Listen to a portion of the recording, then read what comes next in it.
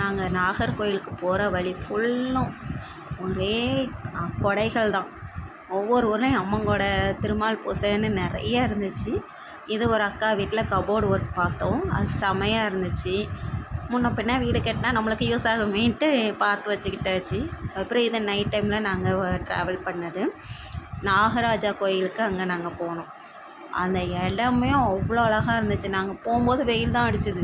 அப்புறம் உள்ளே போக போக கொஞ்சம் சிலுசிலுன்னு காற்று, கொஞ்சம் தூறல் அப்படின்ட்டு அழகாக இருந்தது அந்த இடமே. தெப்பக்குளம் அதெல்லாம் பார்க்குறதுக்கு காலை நனைச்சிட்டு நாங்கள் உள்ளக்க போகணுங்கிறதுக்காக போனோமா.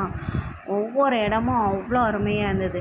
ஒவ்வொரு இடத்துலையும் அதனுடைய ஆர்க்கிடெக்சர்லாம் செம்மையாக இருந்துச்சு. பார்க்குறதுக்கே ரொம்ப அழகாக இருந்துச்சு. கிருஷ்ணர் முதல்ல பாலமுருகனை தான் சேவிச்சுட்டு வந்தோம். அதுக்கப்புறம் கிருஷ்ணரை தான் என் பையன் தான் கூப்பிட்டு போய் காமிச்சான். எம்மா பாருங்கம்மா கிருஷ்ணர்மா அப்படின்னுட்டு.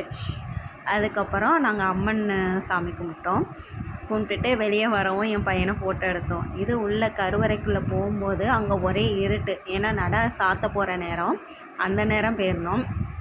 போகிற இடத்துல அப்புறம் கருவறையில் மட்டும் அவர் வெளிச்சமாக அந்த நாகராஜர் வந்து வெளிச்சமாக காமிச்சிருந்தது. அவ்வளோ அருமையாக இருந்தார். பார்க்குறதுக்கு கண்கொள்ளா காட்சியாக இருந்துச்சு. பார்த்துக்கிட்டே இருக்கணும் போல் இருந்துச்சு. அப்படியே மெய் மறந்து எல்லோரும் நின்று பார்த்துக்கிட்டே இருந்தாங்க. அப்புறம் பிரசாதம்லாம் கொடுத்தது சாப்பிட்டுட்டு அப்படியே வெளியே வந்தோம்.